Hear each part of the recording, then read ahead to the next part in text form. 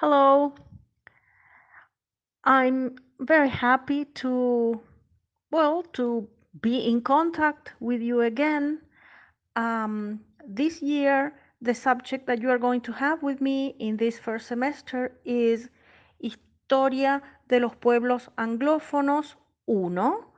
And there is another name because there was a mistake, but I'll tell you so you know. It's Historia de los Pueblos Angloparlantes, but really the name of the subject is Historia de los Pueblos Anglófonos 1.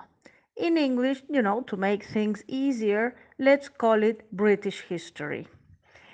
Of course, it doesn't mean that you're going to see the whole of British history from, where we left off last year. That would be the end of the 15th century up to now. No, that's impossible. You know that in one semester, that's really impossible. In fact, you're going to study only one century, and if we have time, a little bit more. But that little bit more is just tentative.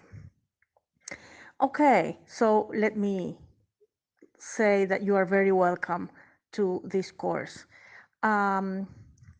Fortunately, as last year, Professor Silvina Sarmiento is working right in this subject or in this course too.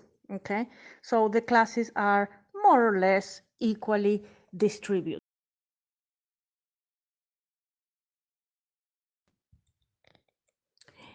Okay, let me tell you a little bit about the syllabus so you know what to expect from this semester in this course. Well, if you click there where it says Programa, uh, of course, well, that will open the syllabus. And at the very beginning, as usual, you have, very general information like ciclo lectivo, formato curricular, año de cursado, instructors, and so on and so forth, right? Okay. Then you read on your own, of course. Then we have fundamentación, of course, and that is the why of my choice of objectives and content, all right? And the very general, the fundamentals of this are that, of course, I have taken into account what you already know about history, which is a panorama up to, from the very, very beginning up to the 16th century, that is to say, the whole of the 15th century, which, is the end of the Middle Ages. So I have taken that into account. I also have taken into account the fact that your language is, of course, better than the language you had last year, at the very beginning when you started your first year. And then, of course, you have, aportes al perfil de egreso, that, of course, you read on your own. And then number 4, the item number 4 in your syllabus is expectativas de logro, that is to say, objectives. And there it says capacidades generales, disciplinares y o profesionales. The same as last year, I have divided the objectives in 3 general, there are 4 there, items. But there are 3 general ones, right? That is to say, the acquisition of information in your syllabus, that is información histórica. Then the second big area would be formación del juicio crítico, that is to say, the development of your value judgment in relation to historical events, historical situations.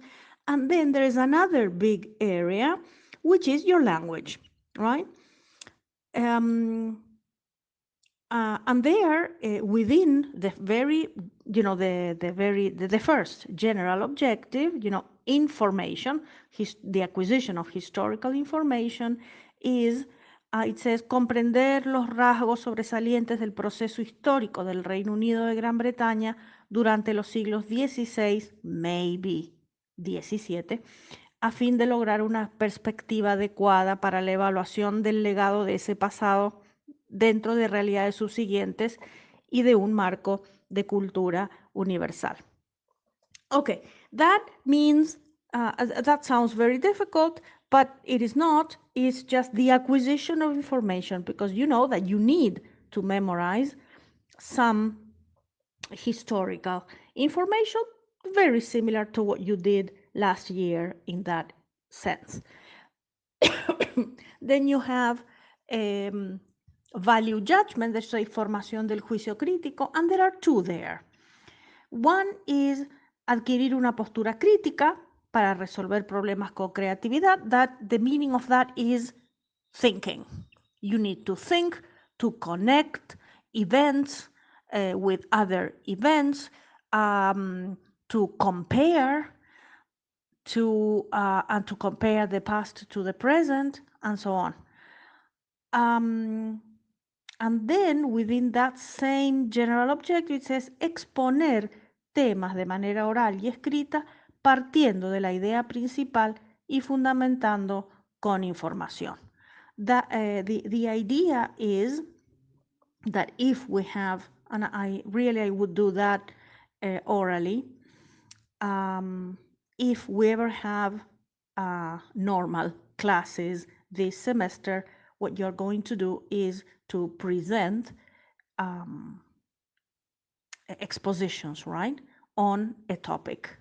And then the other general objective is habilidad lingüística, of course, that has to do with the correctness, fluency, and appropriateness in order to achieve a very, an efficient communication, both oral and written. The correct use of the language, both in writing and in oral communication. Then item number 5 in your syllabus is contents, right? It says contenidos, right? If you are following with the syllabus there, looking at the syllabus, you will see that it says contenidos, right? Contents. And you have several units. All these units have to do with the 16th century. In that sense, the syllabus this year is different from the syllabus of last year. Why? Because last year was, the syllabus gave you a very panoramic view of the development of the English people, especially the English people, from the very beginning, that is to say, the moment the first human being appeared in the British Isles, up to the end of the 15th century. That's a lot, very many centuries. This year, I have limited the syllabus to only 1 century and perhaps a little bit more if we have time. And that is the 16th century. That is to say, the first century of modern times. You remember that last year the syllabus ended with the end of the Middle Ages, right? Remember the Wars of the Roses in England. In England, that was the end of the Middle Ages. In general, in Europe, it was the fall of the Roman Empire in the East. Anyway, so again, what we are going to study is especially the first century of modern times. In order to, up to, well, the very end, right, of the 16th century. And if we have time, a little bit of the 17th century. Okay, that's why in your syllabus there is a first unit. The very first unit is there, Unit 1, Modern Times, And that is a unit that has to do with Europe in general. And you will see a little bit of America, but Europe in general, not only England, right? So it's a general view of the features that mark the beginning of this new era, which of course is modern times. The beginning of modern times, of course, is the beginning of the, well, end of the 15th century, beginnings of the 16th century. And there are many features, and some of them you already know because some of them are related to what you saw last year. And, you know, the Reformation, we're going to see the Reformation. That's, you didn't see it last year, but you saw some antecedents of the Reformation.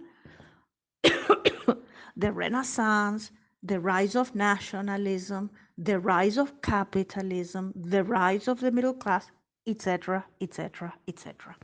There are a number of features that are very typical of modern times. Of course, the seeds of those features are at the end, or we find them, the end of the Middle Ages. So we're going to connect, right, this with the end of the Middle Ages. Then from Unit 2 onwards, well, we turn to England specifically, and in some cases, the relationship of England with the other countries of the British Isles. But we don't have a lot of time to do that, right? So we'll concentrate on England and Scotland a bit too. You see that, well, and then you have all the contents, Henry VII, Henry VIII, the Reformation, and so on and so forth. And let me tell you a little bit about the contents here. The 16th century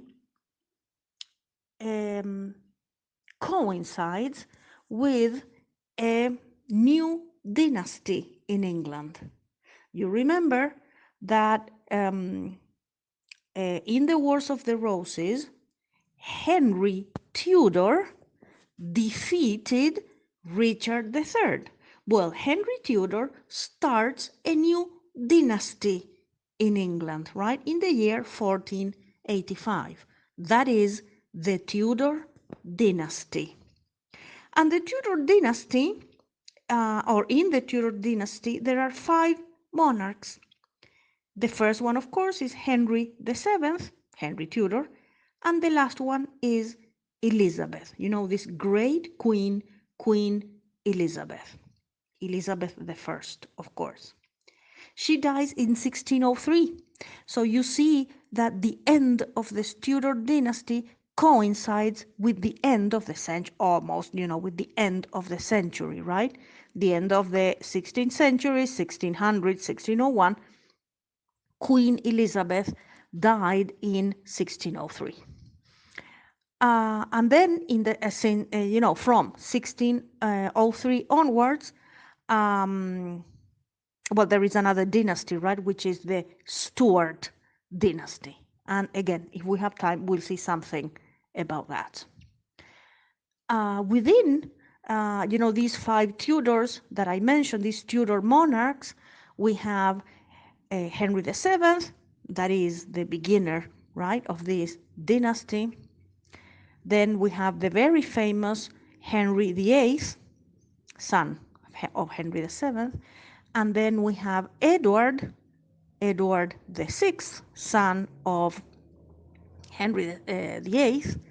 Then we have Mary, known as Bloody Mary, half-sister of Edward VI. And then we have the great Queen Elizabeth, half-sister of Mary and Edward. Then if you jump onto Unit 6, we have the Reformation in Scotland, right? Because we have to see a little bit about Scotland. Actually, perhaps the most important topic that we are going to see all through the 16th century is the religious question, right? The Reformation in England. And also in Scotland, right? With Unit 6 here. Unit 7, and then we go on, right? Because there are other topics which are not religious, right? Then we have the Counter-Reformation, that is not only England, right, but that is Europe in general. And then we go back to England, Unit 8. There are other topics, right, which are political, economic, cultural, foreign policy, right? Those are the rest of the units. Okay, that's more or less the contents, but you will see as we proceed in the course. Then, well, we have the propuesta metodológica. You can read that because of the virtual class, some of them will not be, it's not sort of, it's kind of impossible, right? Like oral expositions, that right? We're not going to do that, at least at the very beginning of the semester. And then we have this evaluación, right? Propuesta de evaluación. As usual, it's like this like last year, right? We have existen tres categorías de alumno, right? Promocional, regular, libre. Promocional is that person that is to say just pass, right? The course ends and you pass the subject. That is, if you pass 2 exams, like midterm exams, written, with 60% or more. An oral exposition, we see how we do that. We're not going to do it orally on the platform. It depends on how things develop. We're going to replace that, right? Again, with 60%, and then the 60% of the all the homework or the little tasks that you have to do on the platform. Then we have alumno regular, the same, but if you get less than 60%, that is between 40% and 59%. And then alumno libre if you have less than that, right? Okay. Then, well, of course, you have equivalencia, porcentaje, nota, and the bibliography. Okay. You know that we have uploaded to the Google Drive, because there is a Google Drive that we will all share. And for our usual classes, like, the normal, like last year we used basically 2 books. Well, in this case, we have like 3 or 4 books. We're going to use, there you have only 3, but I have to add one more because there is one of these that I could not find on the internet. Therefore, I could not upload it to the platform or to the Google Drive. But one of them is Easton Stewart, The Western Heritage. I'm not sure. I'll try to upload that one. Then we have Rees, that's the author, right? The Tudors and Stuarts, that is in the Google Drive for sure. And then Richards, Dennis, Britain under the Tudors and Stuarts, I could not find that one. So we're going to use, in order to replace Richards, we're going to use the same book that we used last year, Warner. Remember the longer one. Warner, The New Groundwork of British History, right? You remember that one. Okay, but new sections of the book. That is in Google Drive, all right? Okay, and there are then many other books. And of course, you can use all the sources online and all that. And you have some there. Item number 11, that's recursos de la cátedra en red. Well, you can use those and many others. And something that I usually say, of course you have to use the internet, right? But make sure that they are serious sites, all right? Serious, because some of them, like for example, Wikipedia, that's okay, but then you check that the information in Wikipedia is fine, because you know that can be edited, right? So sometimes it's like, all right, but there are others, right? And then you make sure you can ask. If you have doubts, of course, you can ask me. Okay, I think that's all for now. And I hope you like the course. And okay, we'll be listening to each other. Bye bye.